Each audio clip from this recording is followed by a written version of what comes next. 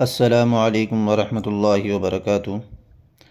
محترم قارئین کرام، ہم نے یہ پہلی تختی یہاں تک پڑھ لی تھی، آئندہ اور پڑھتے ہیں انشاءاللہ تعالی۔ لیکن اس پہلی تختی میں کچھ باتیں تھی جو رہ گئی تھی، وہ اب بیان کی جاتی ہیں۔ آپ اس بات کو اچھی طرح جانتے ہیں کہ قرآن کو پڑھنے میں حروف کی ادائیگی کا درست ہونا ضروری ہے۔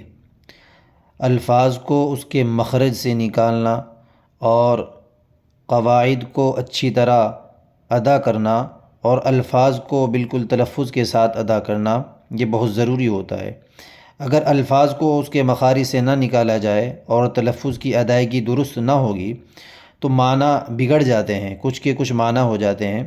اس لیے ضروری ہوتا ہے کہ الفاظ کو اس کے مخرج سے نکالا جائے اور الفاظ کی ادائیگی بھی درست ہونی چاہیے۔ یہ چیزیں ہم انشاءاللہ تعالی آئندہ بتاتے رہیں گے وقتاً فوقتاً۔ اگر ایک مرتبہ میں ہی ہم اس کو بیان کر دیں گے تو تھوڑا مشکل ہو جائے گا۔ آہستہ آہستہ بڑھتے جائیے، انشاءاللہ سب چیزیں ہمارے سامنے آ جائیں گی۔ تو لہذا جو حضرات دیکھ رہے ہیں، سیکھ رہے ہیں، تو اس بات کا خیال رکھیں تو وہ آئندہ تمام کی تمام باتیں ہمارے سامنے آتی رہیں گی۔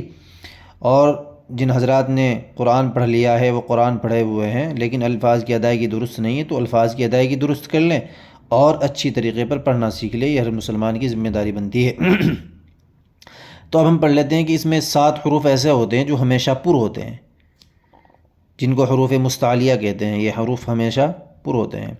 ان میں سے ایک حروف ہے خا، خا، دوسرا ہے صاد، صاد، ضاد، طا،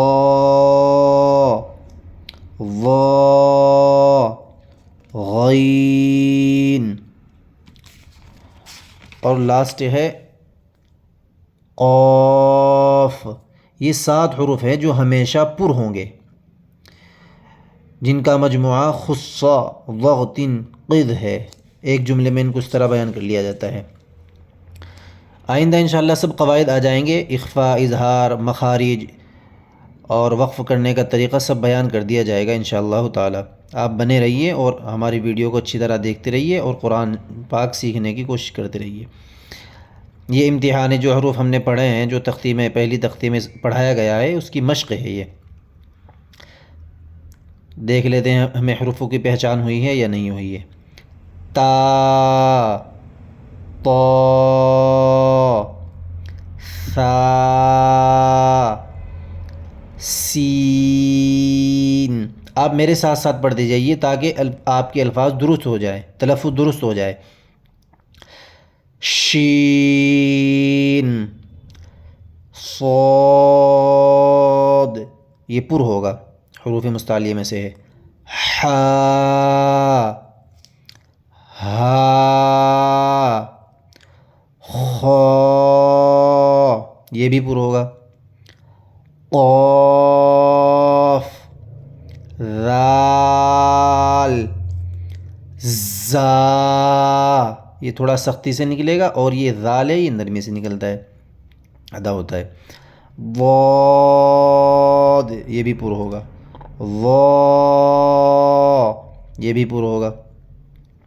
الف، عین، نون، با، فا،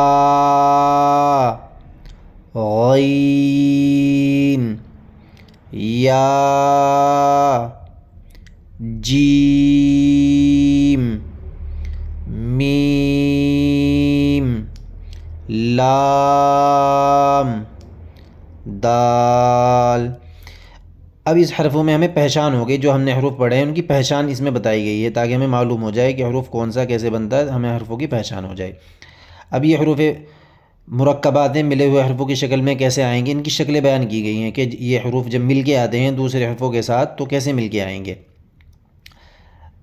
یہ الف ہے، الف کی 2 شکلیں ہیں، الف، الف، با کی 2 شکلیں ہیں، با، با، تا کی 3 شکلیں ہیں، تا، تا،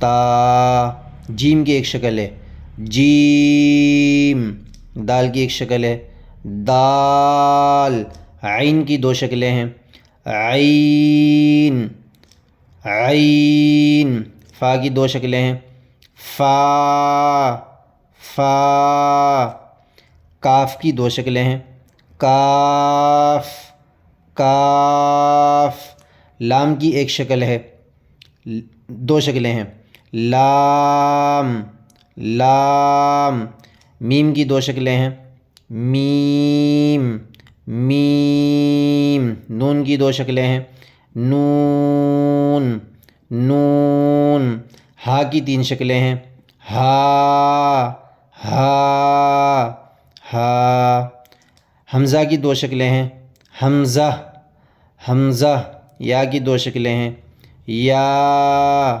یا۔ تو ان حرفوں کو پڑھتے جائیے آپ۔